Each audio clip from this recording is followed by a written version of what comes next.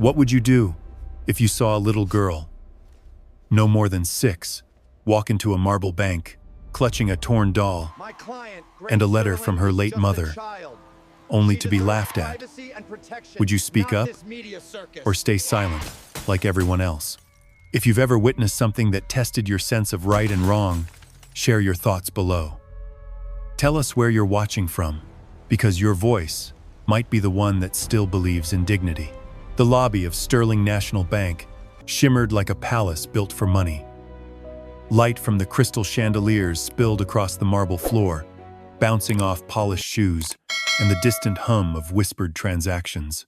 And then silence. A little girl had stepped through the revolving doors, clutching a frayed cloth doll and a wrinkled envelope. Grace Walker's small sneakers squeaked as she crossed the floor. Her chin barely reached the counter.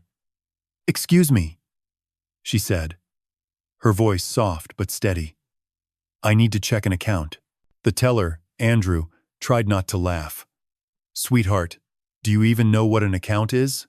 Grace pushed the letter forward with both hands. "It's my mom's. She said if something happened, I should come here." From the far end of the lobby, Victor Harlan, the branch manager, glanced over. His tone was smooth, but sharp. "We can't discuss private accounts with children." He waved his hand. "Escort her out, please." But Andrew hesitated. Something in the letter caught his eye. An account number, scribbled in shaky handwriting. He typed it in. The screen blinked once, then filled with numbers so large, he froze. Before he could speak, the heavy doors opened again. Every head turned. Ethan Cole, founder of Sterling Group, strode in wearing a gray overcoat and calm authority. The crowd straightened. Even Victor's confidence faltered. Ethan's voice carried through the hall. "What's happening here?" Victor stiffened. "A misunderstanding, sir. The child brought a random piece of paper." "She's a child," Ethan interrupted. His eyes softened as he looked at Grace. "And in my bank, children are treated with respect." Grace's lower lip trembled, but her gaze didn't drop. She whispered, "My mom said people here would remember being small." The room fell quiet. Ethan turned to Andrew. "Is the account real?" Andrew swallowed. "Yes, sir. It's real." A collective gasp moved through the lobby. Victor's smile collapsed. Ethan reached down, resting a reassuring hand on Grace's shoulder. "You're safe now." But as the cameras outside flashed through the glass doors, a ripple of unease crossed Ethan's face. Because safety, especially in a place built on power, never lasted long. And from the manager's office upstairs, a phone began to ring. Morning sunlight spilled across Manhattan, but inside Sterling Tower, the air still vibrated with last night's whispers. The story of the little girl in the marble bank had exploded overnight. A shaky cell phone clip, Grace's tiny voice saying, "I'm not leaving," had gone viral. Talk shows replayed it between commercials. Hashtags flooded every platform. Number stand with Grace. Number respect over wealth. Number dignity matters. At his penthouse window, Ethan Cole watched the chaos unfold on TV. His reflection looked older than the night before. On screen, anchors spoke his name with both awe and suspicion. "Billionaire defends orphan child," one headline said. "PR stunt or redemption arc," said another. Margaret Reed entered, tablet in hand, sharp as always. "You've created a media storm, Ethan," she said. "Half the country calls you a hero. The other half thinks you're trying to save your reputation." Ethan didn't turn from the window. "Maybe they're both right," he murmured. Meanwhile, Grace sat curled on the couch, her doll resting on her lap. She watched herself on TV, her small face trembling on every screen, and whispered, "Why are they talking about me like I'm not real?" Ethan knelt beside her. "Because stories travel faster than people. But we'll tell our own story now." Down at the bank, Victor Harlan rehearsed his own version of the truth. Under bright studio lights, he told a morning talk show, "We sympathize deeply with the child, But Mr. Cole's interference has jeopardized confidential procedures. This may all be misunderstood. His voice dripped with polite poison. By noon, news trucks swarmed outside Sterling Tower. Protesters held signs, "Grace speaks for all of us." Others shouted that Ethan was using her. Truth and rumor blurred into one roaring crowd. Margaret glanced at him nervously. "Victor's painting you as the manipulator. If we stay silent, he wins." Ethan exhaled slowly. "Then we don't stay silent." That evening, he stepped onto the steps of Sterling Tower with Grace by his side. Cameras flashed like lightning. His voice carried above the noise. "Yesterday, this child came here with nothing but courage and was mocked for it. That was wrong. Not just for her, but for every child told they don't matter. Today, we begin again. We will build a foundation in her name to defend the dignity others forget." Cheers erupted. The crowd chanted her name. Grace's small hand tightened around his. For a moment, it felt like hope. But across town, in a dim office, Victor Harlan watched the broadcast with clenched fists. A second phone rang on his desk. He hesitated before answering. A calm, unfamiliar voice spoke on the other end. "If the girl stands, you fall. If she breaks, he burns." Victor's breath caught. "Who is this?" The line crackled once, then went dead. The next morning dawned cold and gray, the kind of Manhattan morning that felt like a warning. Sterling Tower loomed above the city like a monument under siege. Reporters camped outside, their breath forming clouds in the November air. Inside, Ethan Cole sat in his office, sleeves rolled up, staring at the flood of headlines covering his desk. New allegations in Sterling Bank scandal. Was Grace Walker used as a prop? Anonymous source claims account may be fraudulent. Ethan's jaw tightened. The same people who had praised him yesterday now questioned his motives. Public love was fickle, and Victor Harlan knew how to twist it.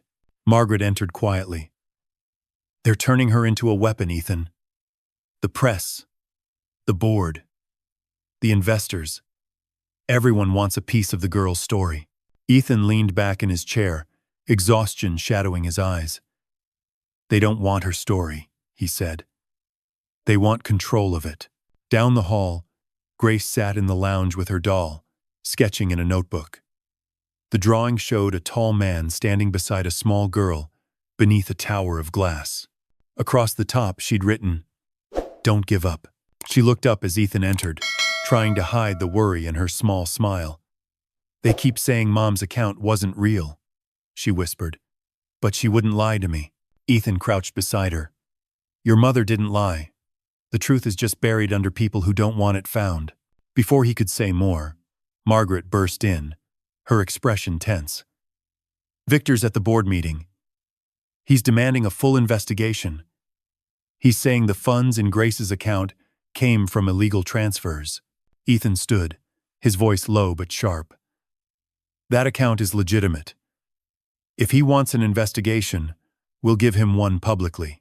That afternoon, under the eyes of cameras, Ethan announced a full audit of Sterling Bank's records. His words rang like steel. "Transparency is not a weakness. It's the only weapon against deceit." Applause followed, but so did murmurs of doubt. As the press dispersed, Margaret approached him with a folder. "You should see this," she said quietly. The original account wasn't opened by Grace's mother alone. It was co-signed by someone inside Sterling. Ethan's brow furrowed. "Who?" Margaret hesitated. "Victor Harlan." Ethan's eyes darkened. "Then the storm we're in. He built it himself." But before Margaret could reply, the lights flickered, once then went out. And from the security desk below came a single radio call. "Sir, we've lost the East Wing cameras." The power outage lasted less than a minute. But in the silence that followed, the air inside Sterling Tower changed. It was no longer just a bank's headquarters. It felt like the heart of a brewing war. Ethan Cole stood by the window, the city lights blinking back on far below. "It's not random," he said quietly. Someone's probing our systems. Margaret Reed handed him a tablet. It says the breach came from inside the network. They're calling it a test run. Ethan's gaze hardened. A test for what? Downstairs, Grace sat in the cafeteria with 2 security guards nearby. She swung her legs nervously, her doll resting in her lap. When the lights had gone out, she'd whispered to herself the words her mother used to say. Stay small. Stay strong. But this time, they didn't make her feel safe. Meanwhile, in an office across the city, Victor Harlan poured himself a drink. The flicker of the television lit his strained face as he watched Ethan's latest press conference replay. Transparency, he muttered bitterly. He's playing saint while I take the fall. A phone buzzed. He hesitated before answering. The same calm voice returned. You're not listening, Victor. This isn't about him or you. It's about the girl. Victor swallowed. You can't touch her. The voice chuckled darkly. She's already in our sights. Do you really think power protects anyone? Victor's knuckles whitened around the glass. He didn't reply. Back at Sterling Tower, Ethan's private line rang. Detective Harris, an old friend from the NYPD, spoke without preamble. We intercepted chatter. Someone's planning to make a move on the kid maybe tonight. Ethan straightened. Calm, but cold. Then they'll walk into a wall. Lock down every entrance. Nobody gets in or out without clearance. By midnight, the building was sealed. The hallways gleamed under emergency lights. Security cameras hummed softly, their lenses sweeping across the marble corridors. Grace had fallen asleep on the couch in Ethan's penthouse office, her doll tucked under her chin. Ethan stood nearby, watching her breathe. His thoughts heavy.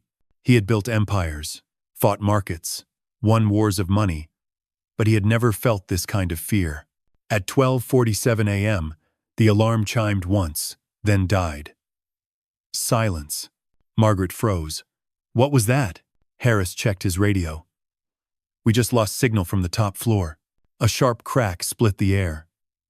The elevator doors on the far end of the hall slid open, and 3 men stepped out. They moved with military precision, black gloves and steady eyes. The first one spoke into an earpiece. Target confirmed. Proceed. Ethan's heart pounded once, hard, before instinct took over. Get her behind the desk, he barked. Harris drew his weapon. The first shot echoed through the tower like thunder. Glass shattered, alarms screamed, and chaos erupted. Margaret dove for cover, dragging Grace with her.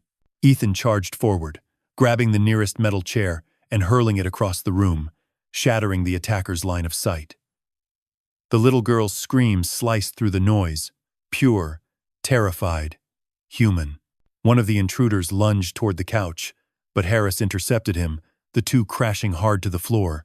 The others pulled back, retreating toward the elevator as red lights flared. Then, in the strobe of emergency sirens, a 4th man appeared in the doorway. Calm. Composed. The suited man. His voice was smooth as silk, and twice as cold. Mr. Cole, he said, stepping into the light. You can protect her tonight, but not forever. Ethan raised the fallen guard's weapon, his voice like ice. Watch me, the man smiled faintly. Consider this your warning. He turned, disappearing into the elevator as the doors slid shut. When the last echo of footsteps faded, Ethan lowered the gun, breathing hard. Margaret clutched Grace, whispering over and over, It's okay. It's over. But Ethan knew better. He looked down at the trembling child, and then at the broken glass around them. No, he said softly. It's just beginning. Morning broke with the sound of helicopters circling above Sterling Tower. The skyline shimmered under a pale sun. But inside the building, the atmosphere was heavy and sleepless. The marble lobby had been transformed overnight into a crime scene yellow tape, police radios, and flashes from crime scene cameras where only yesterday there had been applause. Ethan Cole stood beside Detective Harris as they watched officers sweep the upper floors. They were trained, Harris said grimly. Not random thugs. Whoever sent them had resources military, maybe private. Ethan's voice was calm, but his jaw was tight. And they didn't come to rob us. They came to take her. From across the hall, Grace peeked from behind Margaret's coat. Her doll was clutched tight, its fabric torn at one arm. Are they gone? She asked softly. Ethan knelt to meet her eyes. For now, he said gently. But we're going somewhere safe today. Margaret gave him a sharp look. Where is safe anymore, Ethan? If they breached Sterling Tower, they can breach anywhere. Ethan's eyes flicked toward the skyline. Then we stop hiding. If they want the truth buried, we dig it up in front of the whole world. That afternoon they relocated to his private estate in upstate New York. A modern glass house, surrounded by quiet woods. Reporters followed them, halfway before the gates shut. For the first time in days, Grace had space to breathe. She wandered through the garden, small shoes crunching on gravel, her reflection flickering in the pond like a ghost of peace that never stayed long. Inside, Ethan met with Harris and Margaret in the study. The detective spread a series of photos across the desk's security stills from the break-in. One image froze Ethan's blood. A partial shot of the suited man's face. Clean, cut, mid-40 seconds, calm even under gunfire. Facial recognition hit? Ethan asked. Harris nodded grimly.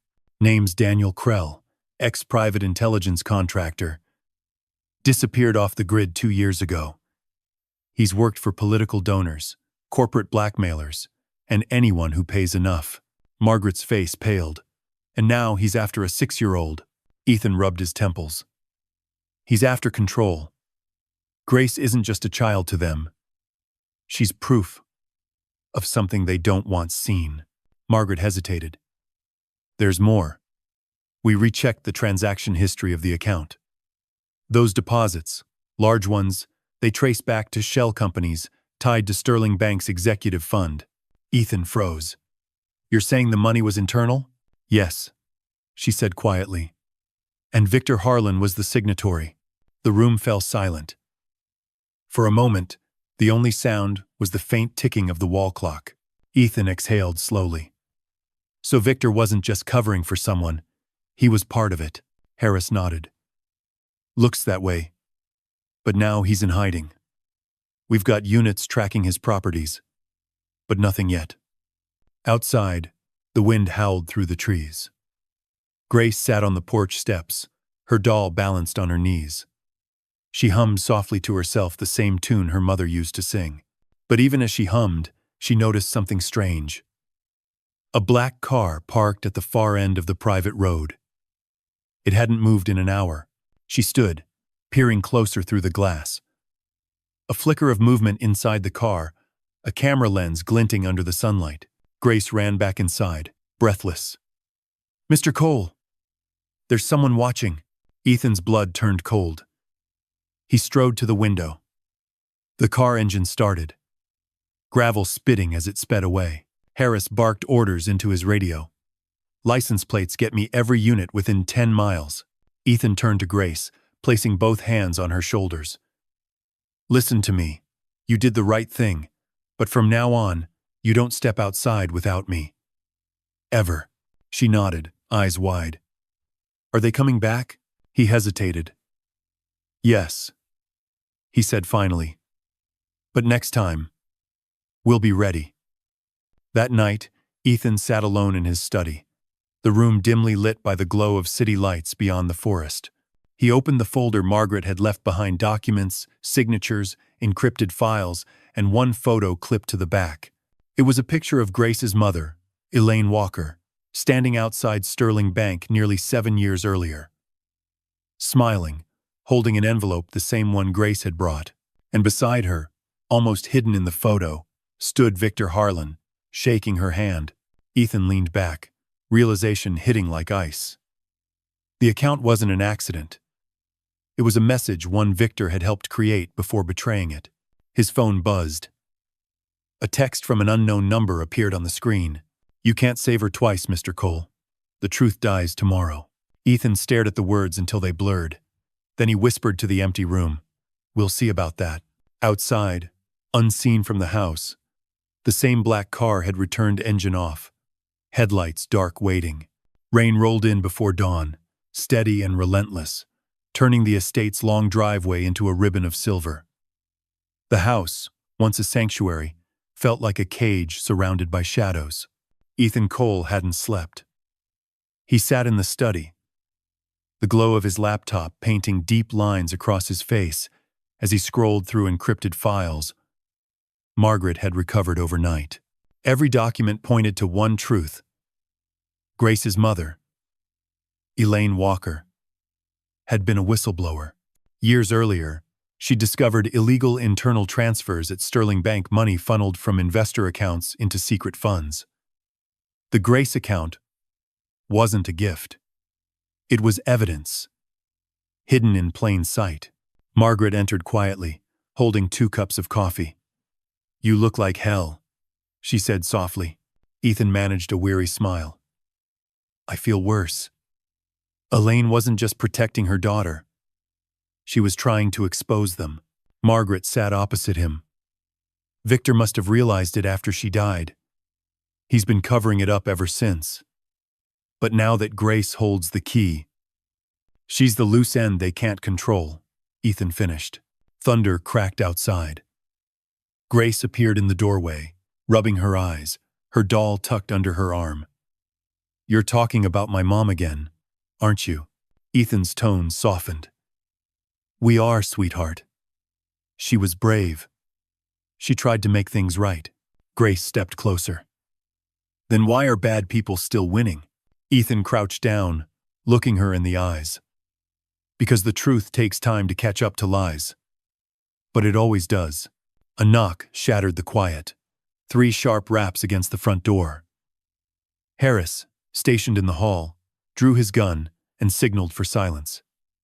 He peered through the glass, no movement. Just the rain. He opened the door an inch. A small envelope lay on the porch, sealed with a wax insignia of a black S. Margaret picked it up carefully. Inside was a single card. On it, printed in red letters, "Midnight. City Hall. Bring the girl if you want the truth." Harris cursed under his breath. "It's a trap." Ethan turned the card over. Scrawled by hand at the bottom were 3 words. "She deserves answers." He looked at Grace. "It's her mother's handwriting." Margaret's eyes widened. "That's impossible. Elaine's been dead for years." Ethan's voice was steady, but his pulse raced. "Unless she left this message before she died, and they've been holding it until now." Grace clutched his sleeve.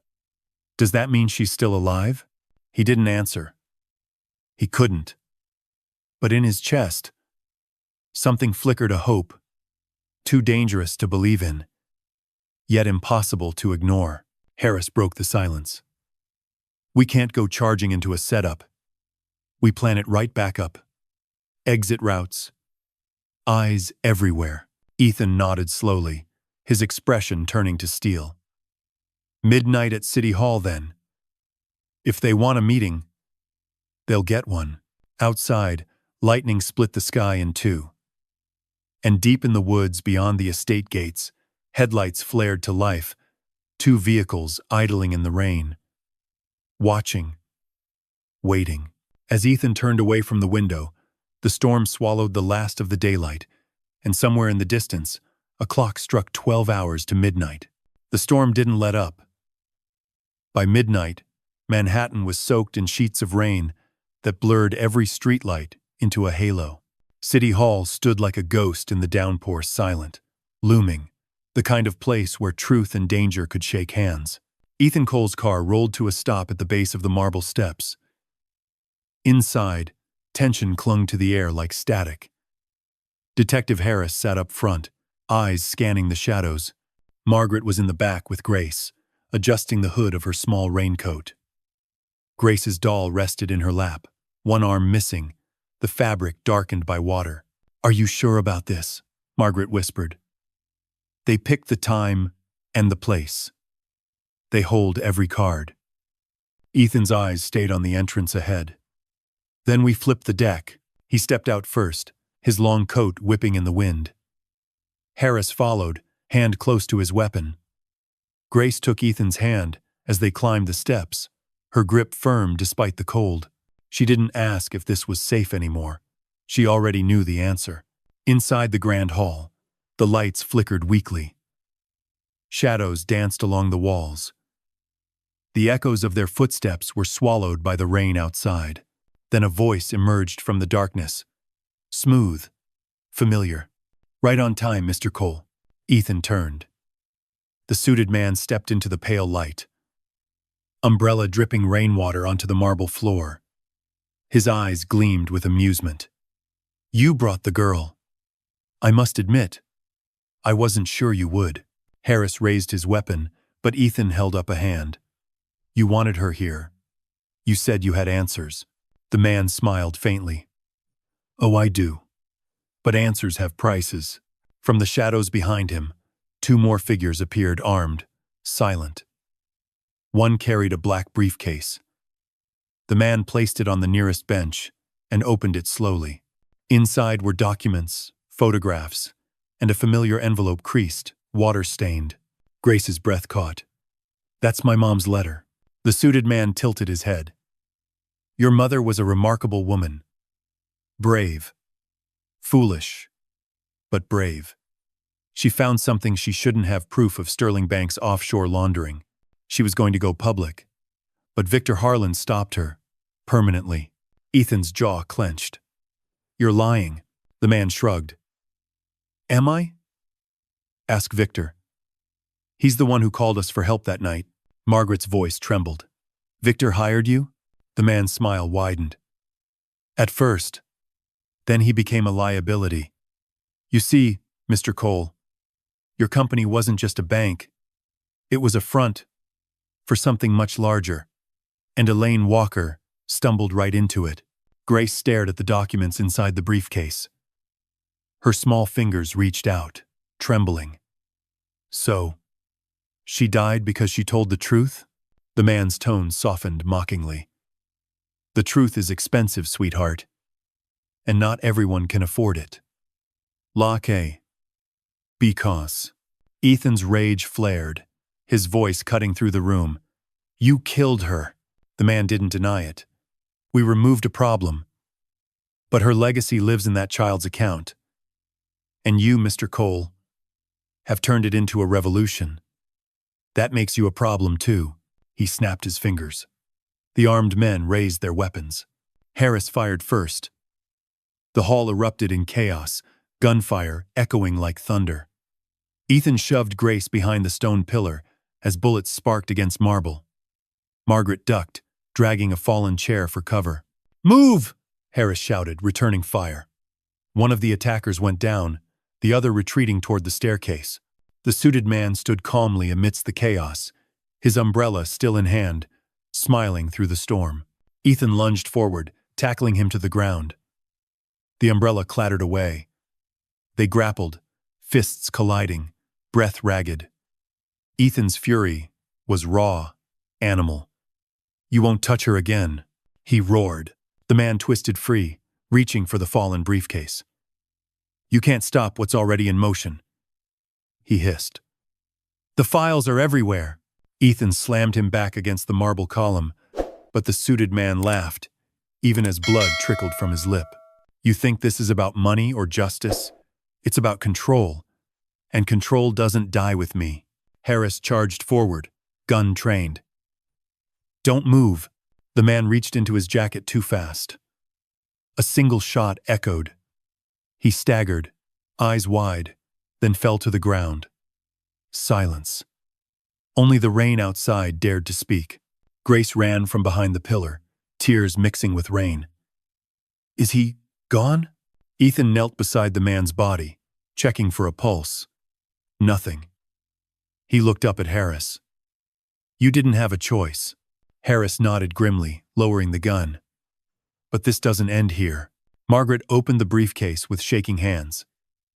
Inside the documents was a small flash drive wrapped in plastic, labeled with a single word. Proof. Ethan met her eyes. Get it to the press. Every outlet. Every network. No filters. She hesitated. Ethan, once this goes out, you'll burn your entire empire. Then let it burn, he said. If it means she gets justice. As dawn crept over the horizon, sirens wailed in the distance, police, reporters, a city awakening to the story about to break. Grace stood beside Ethan on the steps of City Hall, her small hand gripping his. The rain had stopped. She looked up, her voice soft. Did we win? Ethan gazed at the rising light. Not yet, he said. But we finally have the truth. Behind them, unnoticed in the chaos, a security camera blinked red, recording everything. And somewhere deep within the system, a new message began to upload to an unknown address. Phase 2 initiated. By sunrise, the storm had passed, but the city hadn't found peace. The footage from City Hall gunfire, shouting, the billionaire shielding a little girl, flooded every screen in America. News anchors called it the Grace Walker revelation. Talk radio called it the day truth walked into a bank. Ethan Cole's world, however, had shrunk to a hospital room. Grace sat beside the bed, her small hand wrapped around his, the soft beeping of monitors breaking the silence. The bullet that grazed his shoulder had been removed, but exhaustion lingered deeper than the wound. Margaret stood near the window, phone buzzing nonstop. It's everywhere, she said. The drive you gave me, it's out. Every transaction, every shell company, every dirty deal. Sterling Bank's stock dropped 50% overnight. The Justice Department's moving in. Mice. Ethan managed a faint smile. Then Elaine Walker finally got her justice. Margaret nodded. And you just dismantled your own empire to do it. He glanced at Grace, whose tired eyes were fixed on the sunlight spilling through the blinds. Some things are worth more than empires. The door opened quietly. Detective Harris stepped in, his coat damp, expression grave. It's over, he said. Victor Harlan's in custody. He tried to run but didn't make it 2 blocks. And the suited man's organization, what's left of it, is unraveling. Grace looked up. So, we're safe now?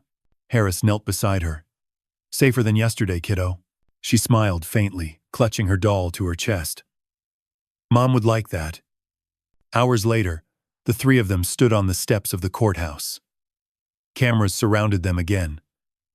But this time, the noise was different applause, not anger. Grace wore a small blue coat and the same scarf her mother had left her. Ethan stood beside her, his arm bandaged, his presence steady as ever. He faced the reporters and spoke softly, his voice carrying through the crisp morning air. This is not about a bank. It's about dignity, something this little girl reminded all of us we'd forgotten. Elaine Walker believed that truth could still matter. Her daughter proved she was right. The crowd cheered. Grace waved shyly, and for the first time in weeks, she smiled without fear. Later, back at the estate, Ethan watched her playing in the garden. She laughed as the wind lifted her scarf and the doll's tattered dress. For the first time, the sound wasn't haunted. It was free. Margaret joined him on the porch. You know, the world's calling you a hero. Ethan shook his head. No, she's the hero. I just listened. Grace turned toward him then, her eyes bright. Look, Mr. Cole, I'm not scared anymore. He felt something tighten in his chest, then ease. He smiled. Neither am I. The sun climbed higher, warming the wet grass, erasing the traces of the storm. Somewhere in the distance, church bells rang, carrying across the hills a quiet requiem for the mother who had started it all, and a promise for the child who would carry her light forward. The world had tried to bury the truth. Instead, it had planted a seed. The story of Grace Walker and Ethan Cole reminds us that dignity, once awakened, can move mountains no law or fortune ever could. It shows that real wealth has nothing to do with numbers in an account, but with the courage to stand up when everyone else looks away. In a world obsessed with status and image, Grace's innocence forces us to remember what humanity truly costs: empathy, responsibility, and truth. Ethan, a man who once measured success by profit, discovers that integrity is the only currency that never loses value. Through their bond, the story reflects the moral heartbeat of America, the belief that every person, no matter how small or powerless, deserves respect. It urges us to confront our own silence in the face of injustice and to act with compassion, even when it risks everything. Beyond the suspense and conflict, this story carries a timeless message: that kindness can rebuild trust, truth can heal corruption, and love can turn even the coldest empire into a place of warmth and hope. It's a mirror held to our society, asking, quietly, but powerfully, what kind of world we choose to build for those who come after us.